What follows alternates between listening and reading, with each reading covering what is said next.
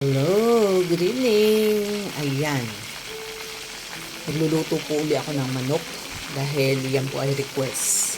At isa pa, pinakamadaling gawin po yan ang magprito nito. Although itong manok na to, binabad ko to sa brand solution. So, ayan, malalaki siya. Malalaki yung manok na to. Ayan. Pero biling lang ng biling para hindi masunog. Ayan. At saka medium heat lang, no? Yung flame niya, hindi masyadong malakas para malutong maigi yung manok, no? Hindi naman maganda yung kumakain tayo tapos sariwa pa yung loob, no? Ayan, patuloy lang yung pagluluto ko.